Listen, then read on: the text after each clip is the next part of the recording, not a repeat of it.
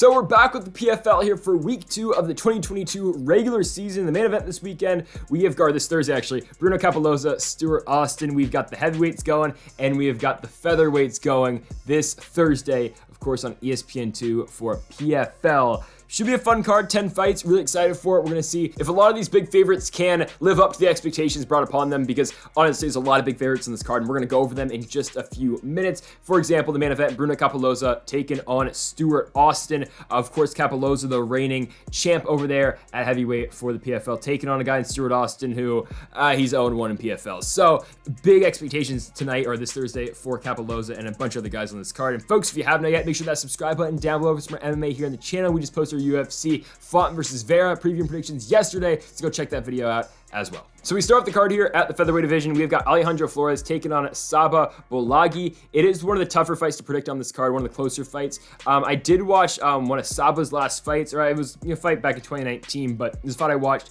when he was fighting for the GMC Featherweight Championship. He was the challenger going into that fight against Omar Solmaz. He comes in there though, he really mixes up what Bolaghi does really well. He mixes up his wrestling with his striking very well.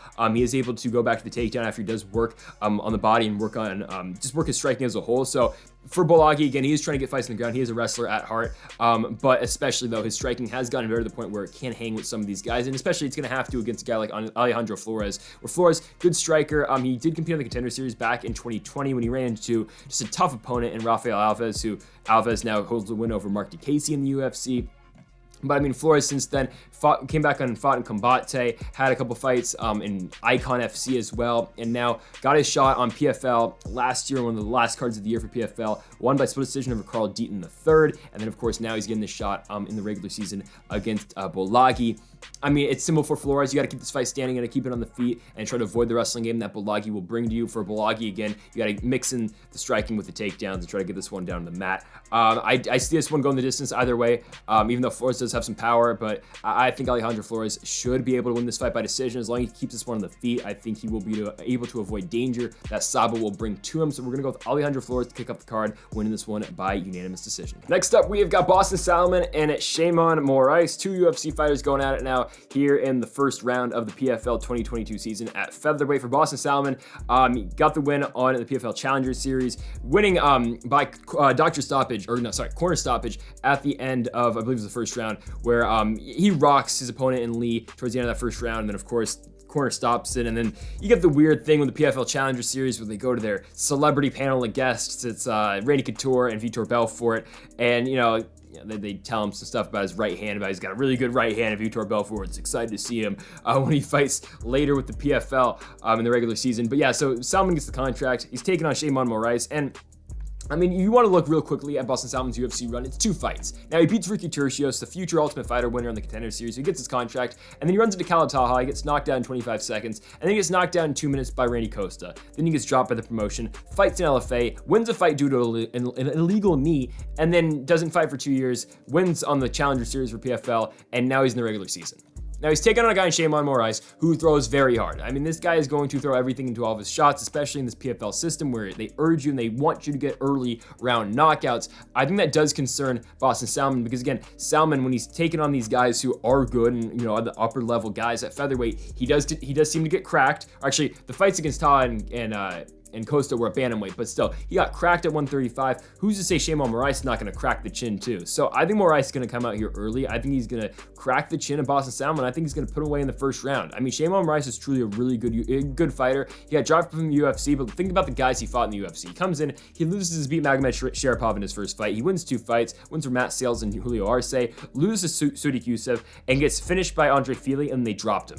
One of the more confusing drops by the UFC. Salmon Moraes is very good. He's got the ground game a little bit, but it's really the striking out of Moraes and the power he does possess. I think he's going to put away Boston Salmon, and I think he's going to knock him out in the first round, earning those quick 6. Okay, so we're going out of the heavyweight ranks. We've got Abreu taking on Adam Keresh. And for Keresh, he wins in the Challenger Series. He knocks out Chad Johnson, no doubt Ocho Cinco, but he knocks out Chad Johnson in the first round. Really nice uppercut that lands, puts away Johnson in the first round. And, he goes to the Bellator celebrity panel. Randy Couture tells him he's got a really really nice uppercut. Vitor Belfort, oh, good job, buddy. And then for some reason, Lolo Jones just on there. Olympic sprinter, I think that's what she is. I think she's a bobsledder too, is she? I don't know. But yeah, like, what is Lolo Jones gonna tell me about fighting? She's like, oh yeah, Adam Keresh is so patient in there. It's like she's reading off a script. So patient. It's, you know, it's so fun to watch. It's like, dude, I don't think Lolo Jones actually watches fighting. Maybe she does. I don't know. I didn't watch the Challenger Series when it was happening live because like I was watching like LFA and stuff while that was happening on a Friday night. But yeah, Adam Keresh knocks out Chad Johnson. Now he's here on the contender, or not the contender, he's here on the PFL regular season. He's got 5 wins so far in his pro career. They're all by first round knockout, or actually one of them is in the second round. But he fought in Bellator a couple fights. He's taking on Kilton Abreu, a guy who got dropped from the UFC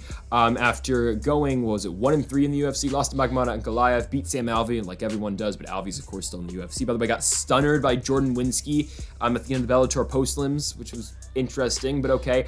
Sam Alvey's in the corner, Jordan Winsky. I'm gonna Winsky's nickname. Anyways, back to PFL. Kilson Abreu then takes on Shamil Gamzatov, loses by split decision, and then he gets knocked out by Jamal Hill.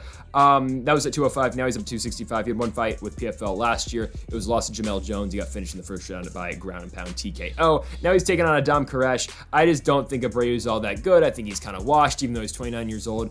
I don't know. He just, doesn't look like he's in the most shape at 265 compared to what he was at 205. I like Adam Keresh to go in here. I think he's going to do what he did on the Challenger Series. I think he's going to pick up a huge first round knockout finish. And like Lolo Jones says, he's so fun to watch because he's so patient. And yeah, he's going to take that measured approach and he's going to knock out Kilson Abreu in the first round on Thursday. Okay, interesting matchmaking now here at 265. We got Sam K taking on Dennis Goltsov. Okay, K's in PFL because he won the Hex Heavyweight Championship. It's a brutal knockout when he wins the title. It was vacant last year. It's a year ago. He wins by knockout in 30 seconds. Okay. He was supposed to take on Rob Wilkinson in Hex, but that fight never happened. Of course, Wilkinson fought in the UFC, took on Israel Adesanya way back when, but now he's taking on Goltsov here in the PFL. Okay, he's got a puncher's chance, Sam K. Like he's got a puncher's chance. He hits hard. But other than that, like he doesn't got much against Goltsov here. Like I think Goltsov should be able to have this fight any way he wants it. I think you're gonna get a takedown early at Goltsov. I think you're just gonna get ground and pound for 2 rounds, and I think eventually Goltsov will finish him in the second round with that ground and pound. Because Goltsov's been a guy that's been around in the PFL for a while. This is his 3rd season with the promotion. Sam K is an interesting signing. Again, this is a guy who lost in WLF Wars a couple years ago, and WLF War is not the greatest. I mean, yes, they produce some okay fighters like Oreki Long and Shaila Nordembeka, but I mean, come on, like they don't produce the best fighters over there at WLF Wars. And when you lose in WLF Wars, especially, not a good sign at all to see out of a fighter. Sam K has won 2 fights since then, but still, again, he's got a puncher's chance. He could always knock out his opponent, but I think Goltsov should be able to take him down, drag him down there, work his ground and pound, end the fight by second round TKO. I don't really get the matchmaking here. Goltsov is as big of a lock as any fighter is in this card. The only reason he's not a certain lock is because K does have power and it's at heavyweight, but still, Dennis Goltsov, second round TKO. So I'm glad Kyle Bochniak's getting the shot here in the PFL. I really am. I'm a fan of Bochniak ever since his fight was beat Magomed Sharapov. It's hard not to be a fan of this guy. Bochniak's a fighter that brings it all the time. You just watch the Zabit fight. When he gets into Zabit's face at the end of the fight, he's still walking forward.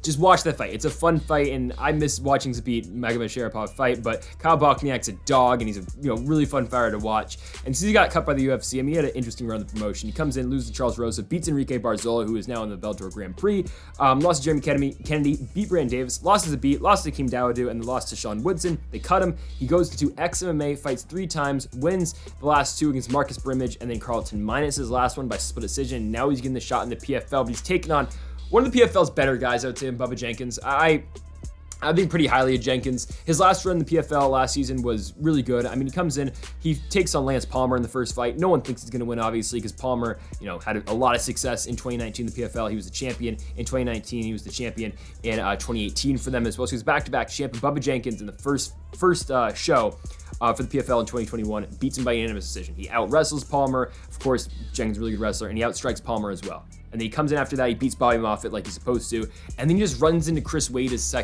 first playoff fight and loses by unanimous decision. Wade's good though, he's a good fighter, and it just, wasn't the right night for Bubba Jenkins. He's gonna beat Kyle Bochniak. I like Bochniak. He's a tough fighter. It's hard to put him away, and obviously that's why, Jenkins, not the best finisher, so I think Jenkins will grind out a decision victory in this one over Bochniak, but it's tough to put away a guy like Bochniak. Jenkins should be able to win, though. I think he's just all around better. He's going to out-wrestle Bochniak, I think, just like Jenkins does do. And yeah, Bubba Jenkins gets off this 2022 PFL season on the right foot. He beats Kyle Bochniak by unanimous decision. It's just tough for Bochniak, again, considering that he's taking this fight on somewhat short notice, filling in last second. Again, Jenkins wins by decision. Here we go. Now we got Lance Palmer taking on Chris Wade. You got Wade, who was the runner-up last season in the PFL, losing to Khabiblev in the championship fight by unanimous decision. And by the way, where is Khabiblev? He's not fighting this season? Okay. And he's taking on the party, Lance Palmer. Lance Palmer, the back-to-back champ for the PFL in 2019 and 2018. I think he's going to get back. I think he's going to get back on the right foot here. I think he's going to beat Chris Wade. I believe in Palmer. I know he went 0-2 last year. It was a real crappy year. 2021 was for Lance the Party Palmer. But he comes in, loses to Jenkins, and then he runs into Khabiblev the second fight. And Khabiblev, of course, goes on to the championship and beats Chris Wade. I think it was a bad run for Palmer. I think he's going to come back here, and I think he'll grind out a decision victory over Chris Wade. I think it's a competitive fight, don't get me wrong, but I just think Lance Palmer is better wrestling-wise and just better when mixing it up on the feet compared to Chris Wade. I think he's got the upper hand in both facets of the game right now than Chris Wade. I know Palmer had those two bad fights, but you go back, you watch his fights in 2019, 2018. I think he should be able to beat Wade. I really think he should be able to. Of course, Wade's guy was in the UFC a while ago. For Palmer, he's been around for a while, fighting World Series of Fighting and whatnot. Took on Andre Harrison way back when in World Series as well a couple times. But I really like Lance Palmer to win this one. I think he's going to grind out a decision victory over Chris Wade, getting back out on the right foot here in the PFL, starting off the season with a win. I think he's going to go 1-0 in 2022. Going Lance Palmer by decision. Back at heavyweight, we've got Hernan Ferreira taking on Jamel Jones. I think everyone thinks Ferreira is going to win this fight. Like, we're now getting to the category of all these fights that have heavy favorites, and you kind of know who's going to win some of these. Like, the main card I think is pretty obvious, but we'll go over it. Like, I mean, the toughest fight on this card to pick was Palmer and Wade, and then Bolaghi and Flores was pretty tough to pick too. But from here on out, like, there's pretty clear winners. Like, you got to have some balls to pick the underdogs in these couple fights. Like, Hernan Ferreira is going to beat Jamel Jones. I'll tell you how. I mean, he probably knocks him out in the first round. Ferreira is really good. I know he had the fight against Verdum, where it was the weird, well, he tapped, then he finished him with the ground and pound at the end of the first round. Then it got turned into no contest. And by the way, is Verdum fighting in June, apparently? He's not going to be part of the season, but he's just going to have some exhibition fights, I guess, or pro fights, but just not in part of the season. Apparently he's going to. They should throw Verdum a lob and give him a crappy fight. Or give him, not crappy fight, give him some, not great opponents. But Ferreira is really good. I mean, he came into the PFL with the win over Jared Vandera, beaten by triangle choke in the second round in LFA, and then had the fight against Verdum, and then won back-to-back fights to close out the 2021 season for him. Like, he knocked out Stuart Austin in 30 seconds. He was in the main event tonight in his last fight in the PFL. Jamel Jones is all right, but again, this is a guy who got knocked out by Cappelozza, who's a good fighter. He knocked out or TKO'd Abreu on the ground. He lost to Will Knight back in CES. Heavyweight now, Will Knight, who was fighting at heavyweight when he fought Jamel Jones. Jones got a shot in the contender, lost to Mike Rodriguez.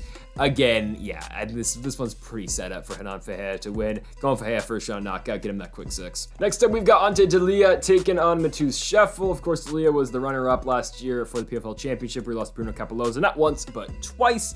He started and ended his season losing to Cappelozza. The first one got knocked out in 45 seconds. The second one he lost by unanimous decision. But again, this is one of these fights the PFL is throwing a lob up to Delija. He's not losing to Mateusz Scheffel. All right, Scheffel is a guy who fought in the Contender Series against Azamat Mraznikov. He got knocked down in the first round. Big right hook by Mraznikov sits him down. Scheffel, since then, though, picked up a win 4 months later in Face the Danger 26, a promotion I've never heard of. It's in Brazil. Okay, he wins in the co-main event the evening. The main event featured a 12-6 fighter beating an 0-4 fighter named Douglas Lima. Not that Douglas Lima, but a different Douglas Lima. The stuff you find on the internet. But anyways, Scheffel, like, I don't really get why he's on PFL. Like, I don't know why he's in this season. Like, he's got power, sure, but everyone's got power.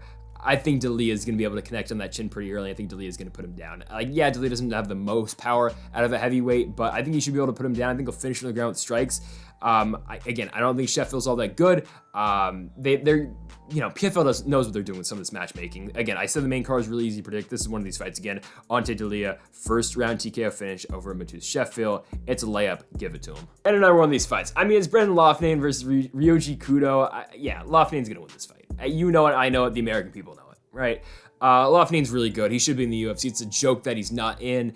I mean, the fact that Bill Algeo is picking up wins in the UFC, and good for Bill Algeo. I think Algeo is good. He beat Harrison Brito, who Brito is going to fight Andre Touchy-Feely this weekend. But, I mean, Loughnane is a guy who beat Bill Algeo, and Algeo is now picking up wins in the UFC. The reason Loughnane didn't get a contract in the UFC off the Contender Series is because he shot for a takedown with like 10 seconds left in a crazy fight over Algeo. Didn't get the contract, went to PFL immediately, won 2 fights, then of course got on the season last year, beat Moraes, beat Tyler Diamond in the second regular season fight, and then lost to Khabib by split decision in the playoffs. And then of course now he's back. With Khabib not in this season, for sure Brandon Loughnane is the favorite, of course, at the 145 weight division. I think he's got to be the favorite at featherweight for this year, and this is just the start of it. I mean, Kudo's a guy who is coming off a loss in Shuto, his last fight. He lost by majority decision. He lost the fighting for the vacant featherweight championship over there in Shuto. He lost that opportunity. He fought in the One Warrior series that Rich Franklin ran, one championship, thing that they run. He won twice there, but then he didn't really do anything else with one, so he went straight to Shuto, and then of course he just lost his last fight there. I mean, what I've seen out of Kudo, he's a good striker, sure, but I mean, Loughnane's just good everywhere. I mean, especially on the feet. I think he should be able to weather the storm. Going to Brandon Loughnane though by unanimous decision. I just don't think he's going to get put in any danger in this fight. I think he will be chasing a finish. He might get it later on in this fight, but I'll go with safe pick. Brandon Loughnane beating Hyoji Kudo by unanimous decision. And the biggest layup on this card, 110,000%, is the PFL reigning heavyweight champion and Bruno Cappelozza taking on Stuart He-Man Austin. Bruno Cappelozza is not losing this fight. Stuart Austin comes into the PFL last year. He fights Renan Ferreira. He loses by knockout in 30 seconds. What is Bruno Cappelozza going to do to this guy? I mean, Cappelozza first round knockout. I think that's pretty obvious, right? Because Cappelozza was so good when he came to the PFL last year because, he was on that, he hadn't fought in 3 years. His last fight was a loss to Yuri Prochazka and Ryzen, where he lost by knockout in the first round, but he comes into the PFL last year. He beats Ante Delija in the first round, knocked him out in 45 seconds in his first fight. And Delija was the favorite going into that season. Hell, Cappelozza plus 375 underdog going into that fight. He beats Moraes, where he knocks him out in the first round. He beats Jamel Jones in the playoffs, and then he beats Ante Delija again for the championship. The guy's really good. I mean, and what he showed in the Delija fight, his last fight in the PFL last year, is that he can go 5 rounds and he can keep a pace for 5 rounds. Like, Cappelozza is a really all-around, very good heavyweight. Now, that win over Delija's only decision win in his entire career, this one's not going to the scorecards. He's going to pick up the quick 6, and this is going to be the quickest of 6. Like, this is going to be like a minute knockout max for Cappelozza, I think. I'm not too impressed with Stuart Austin. I'll keep it a buck with you. The guy has traded wins and losses in regional promotions for a very long time now. I mean, hell, his last fight's the loss to Ferreira. He won 2 fights before that over a guy who's 24-12, and the guy who's 8-13. Lost a fight in S70 in a promotion in Russia before that, then won an EFC, and then lost in UC MMA to Johnny Walker. I mean, okay. Yeah, the Johnny Walker knocked him out in the UFC, not in the UFC, but the UFC's own Johnny Walker. He got finished by Dalcha Lujanbula before that. Again, I just don't think Austin's very good. He's been knocked out a lot in his career. I mean, hell, he's 15-7 in his career, and he's been knocked out 6 times. Cappelozza is going to be number 7. He should not have too much trouble with this. This is in the main event. He's the heavyweight champ, reigning and defending heavyweight champ. Yeah, Bruno Cappelozza wins this one pretty decisively. First round knockout finish over Stuart Austin to pick up those 6 points and to start off his defense of the PFL Heavyweight Championship. And folks, that does it for week number 2 of the 2022 PFL season predictions video here on the channel. We'll be back next week for week number 3. It's a really good card, headlined by Kayla Harrison, Anthony Pettis on the card as well, and same with Rory McDonald. So some big names on that PFL week 3 card. This one, kind of mid, not gonna lie, in a couple many fights that are pretty easy to predict, but hopefully we go 10-0. The big one though, for me though, 2 fights, Bubba Jenkins, Kyle Bochniak, and also Lance the Party Palmer versus Chris Wade. Those 2 fights are very tightly contested. Really excited for those 2. The rest, I think, are pretty easy to predict, except for the Flores fight. That one's kind of tough too, but again, let's hope we go 10-0. We'll see what happens, folks. Thank you all for watching. Make sure to go check out the UFC video as well. Hit that subscribe button down below for more MMA here on the channel, and Mamba forever.